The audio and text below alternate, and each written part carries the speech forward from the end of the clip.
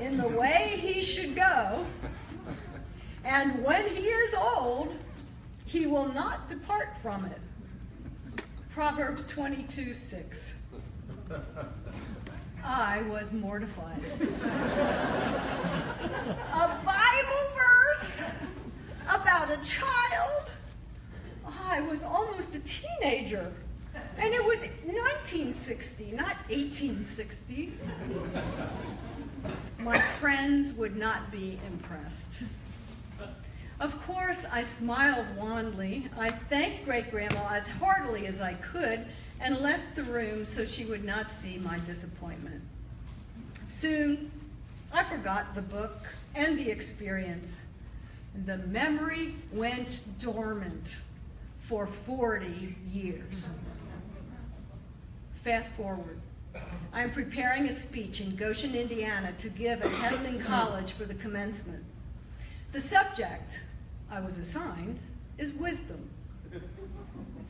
I naturally think of Proverbs 22:6. When I do, I get an instant flashback. First, I remember Great-Grandma's hands. Then, I remember her face. And then I remember that she wrote those words in that book all those years ago. And I feel a shiver.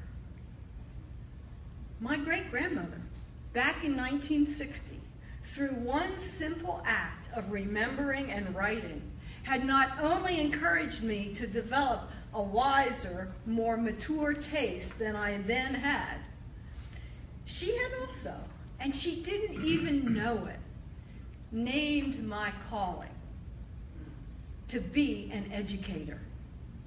I had spent my whole career as a teacher, professor, and college president. And what was I doing? I was trying to pass on the wisdom of an earlier generation to a younger generation. I shared the memory, passing along my Brubaker heritage to the young graduates that day. But the memory of Great-Grandma and the autograph book didn't end there. It also reappeared when I was preparing this speech. The purpose of that memory, now that I am much closer to the age Great-Grandma was, is to remind me of my new calling. I'll be granny nanny for the next year for this little one. And Stuart and I have moved from Harrisonburg, Virginia to Pittsburgh, Pennsylvania in order to live close to her and to train her up in the way she should go. And maybe even tell her this story. When I rock her and stroll her and sing to her, I'll be remembering Great-Grandma. And I'll be thanking that bud of memory that started with embarrassment and then ripened twice into the flower of identity. The second purpose of memories is courage. This is especially true in troubled times, such as the ones in which we live.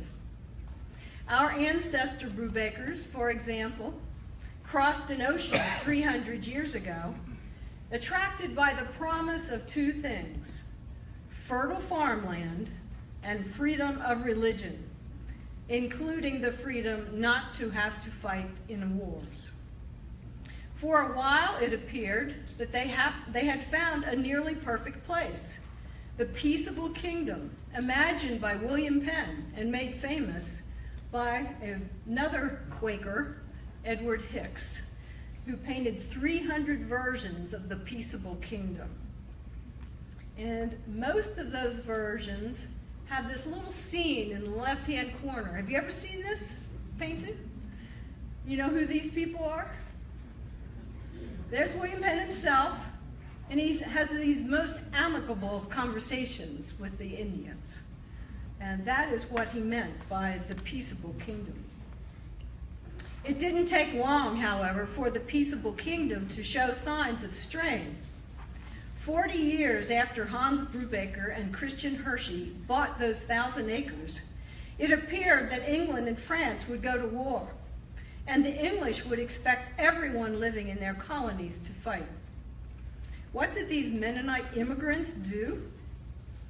They remembered a book of stories first published in Holland in 1660 called The Martyr's Mirror. These stories were about defenseless Christians who had died for their faith from the time of Christ.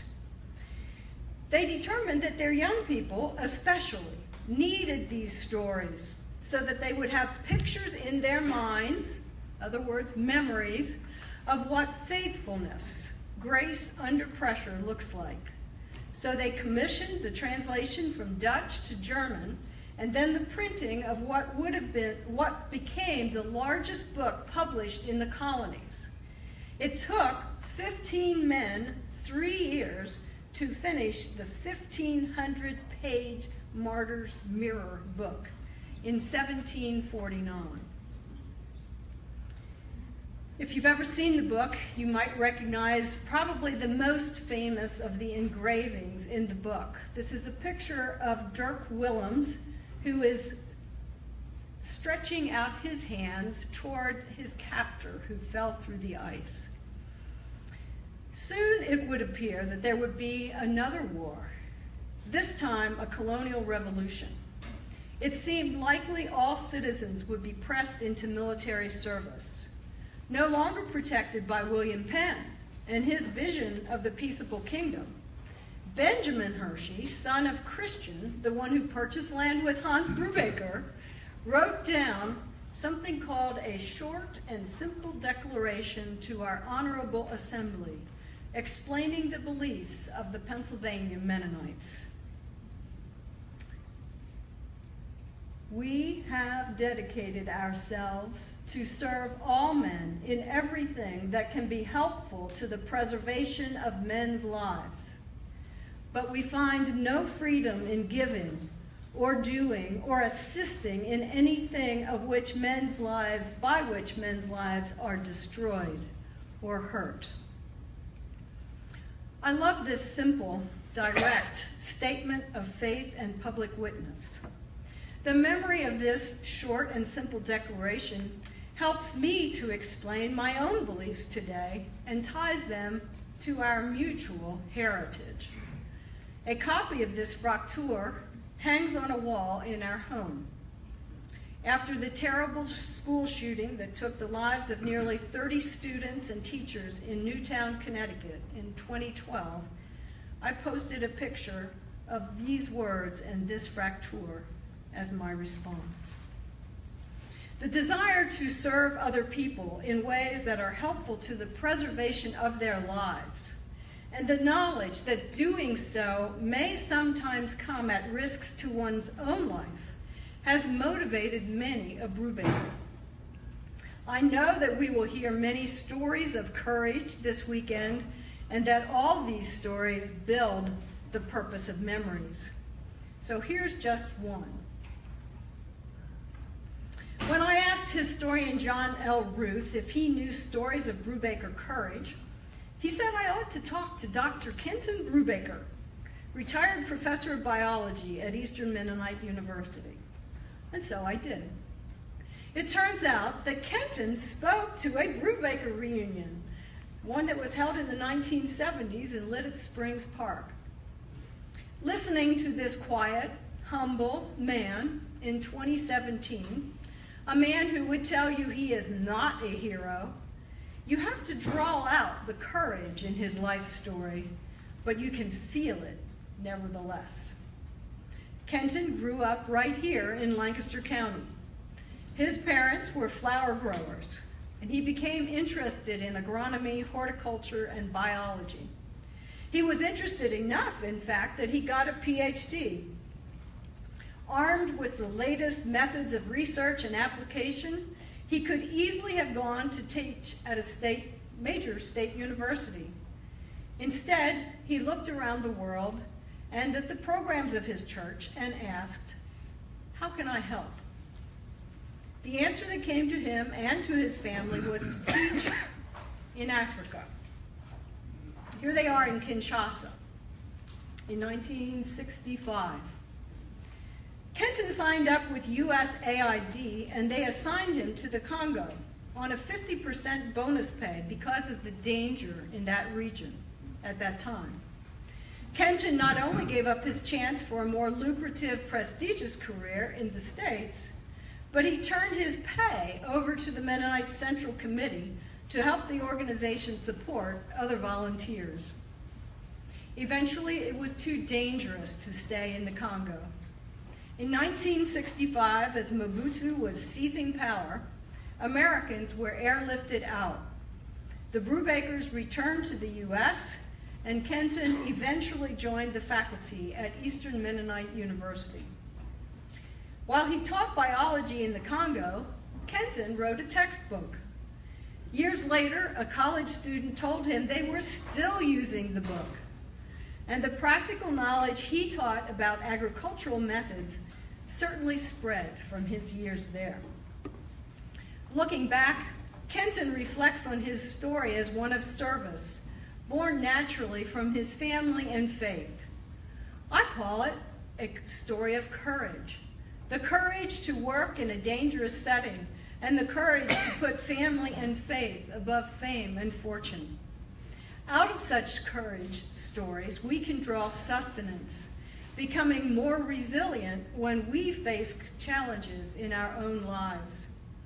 Memories of courage then become part of our identity, and they also prepare us for the largest of all purposes of memory, miracle. Since you already know that I grew up listening to a story about a magic elevator, you won't be surprised when I tell you that I believe in miracles. The place where the invisible spiritual realm meets the visible physical realm. And as I was preparing for this talk, I knew that the image of the bridge had this kind of miracle power as soon as I saw it. I have begun to see bridges everywhere and in every one. For example, back at that Dirk Willems rescue scene, I now see those two hands stretched toward each other as the beginning of a bridge that connects this story all the way back to the Sermon on the Mount and links to our own time. Stuart and I have just returned from Northern Europe, and you would not believe how many bridges we saw on that trip. For example, when I first saw this ancient bridge in the city of Flom, Norway, flowing over a mountain brook, I imagined that it looked like the Brubaker Bridge. It must have seemed like a miracle for those villagers to have built a bridge over a wild river in the 1500s. And any time two shores, whether literal or metaphorical, become connected, something miraculous happens. I like to think of it as the divine spark that connects all human beings as members of the same family. And I had this category of miracle picked out for this speech before I left on my trip, July 1. I just wasn't sure how I was going to illustrate it. Then this happened. How many of you recognize this picture? It's amazing, yeah. Well, now you all will. 9 people nearly drowned at Panama City Beach, Florida, after struggling with a powerful riptide. When I saw that picture, I said, there it is, the ultimate human bridge.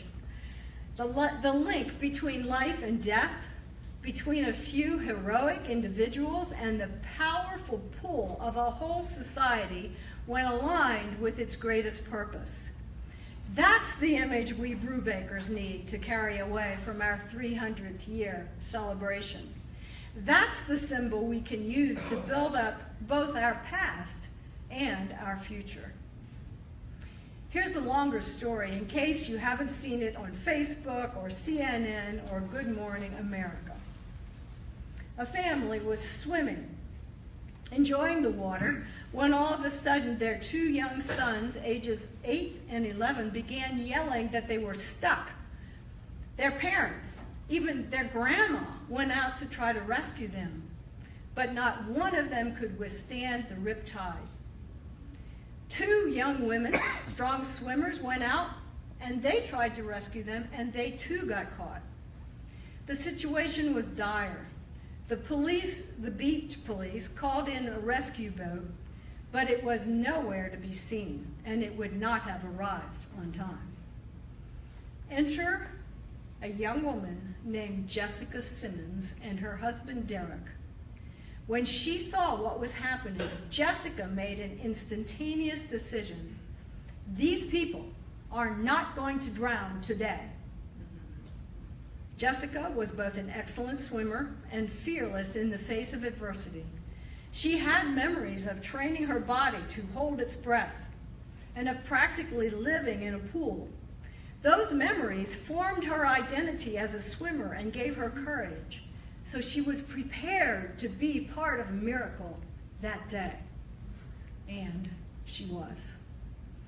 While she swam out with a boogie board to people bobbing and sinking and swallowing water, her husband Derek and her friend Kate shouted to the people on the shore, "Form a human chain!" Later, Jessica Simmons wrote a long email post full of all caps, exclamations, and pure joy. I'm going to quote from what she wrote on her Facebook page. This is Jessica speaking. People who didn't even know each other went hand in hand in a line into the water to try and reach them. Just imagine that. To see people from different races and genders come into action to help total strangers is absolutely amazing to see. People who couldn't even swim was part of that human chain. They wanted to help that bad. I believe in the Bible when it says, "Death and life are in the power of the tongue, and they that love it shall eat the fruit thereof." Proverbs 18:21. Always be positive, no matter what the situation may be. End of quote. Proverbs seem to play a big role in these purposes and memories. That Bible verse jumped right out at me. Jessica Simpson, in the split second of decision, drew on everything she knew about swimming and everything she knew about faith. She was certain God wanted those people to live and that she could save them. Her memories had solidified into one enormous ball of energy. She was absolutely, totally focused on one thing: saving every life. The image I have in my mind about miracle is a cross, the place where a vertical connection to God meets our horizontal connection to other people.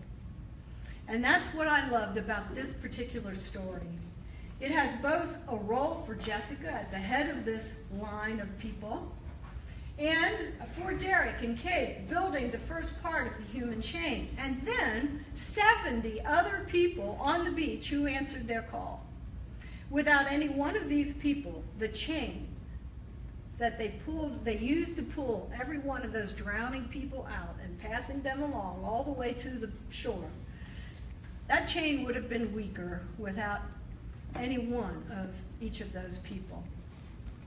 Think of the memory that they made together and how often they are going to tell this story. The world is not made up of atoms, said Muriel Rukeyser, a famous poet. It's made up of stories. After looking at all these stories today, of Brubakers and of bridges, what can we conclude?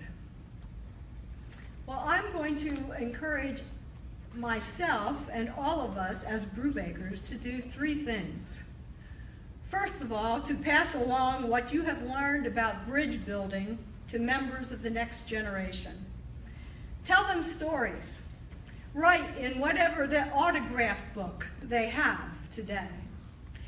Record your deeply held values, especially those that were transmitted to you. There are great legacy writing classes in every community, and technology offers many options for documentation and sharing, and we have options our ancestors never had. So explore and be creative. Number 2, when confronted with challenges, when fearful, when uncertain, ask, what stories of courage do I need now? And how can I help build a bridge over these troubled waters? Your ancestors were pioneers who risked death for their faith.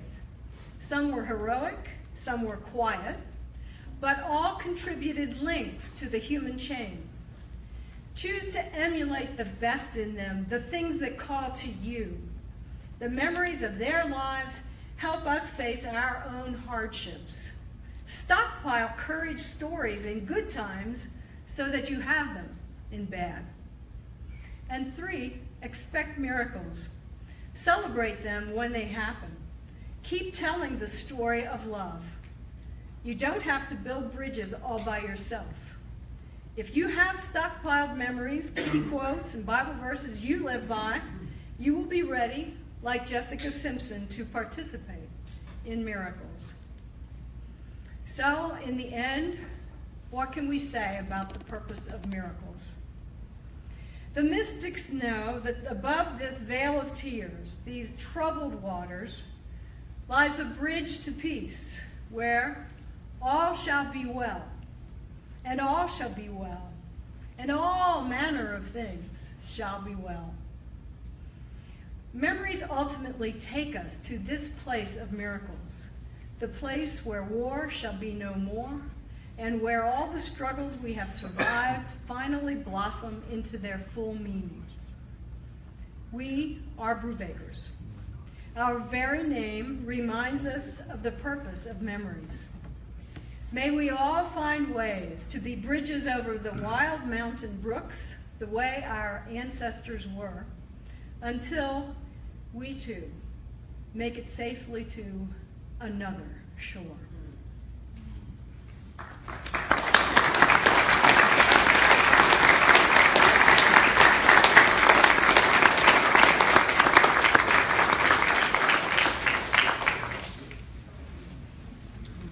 Thanks, Shirley. Very wise, provocative, thoughtful comments that I think were very relevant to this weekend. So thanks so much. We do have some time, and I thought, I didn't ask Shirley ahead of time, but do you have any questions you'd like to ask her, or some maybe you'd like to share a story that has been very important in your life, that has maybe made a difference, or something that you carry with you in terms of things that you can draw upon in difficult times as well as times of celebration? Any questions anybody would like to raise for Shirley, or maybe stories to share? I probably caught you off guard here in terms of thinking about that, but I do think that, we learn a lot by stories when you think about it. It's just something that oftentimes it comes and it goes so quickly, you don't have time to really think about it. But anybody has an experience you'd like to share, or maybe something you'd like to ask Shirley? Okay, well, listen, that's fine. I think that's going to bring our evening to an end. We're in good time, and we want you to get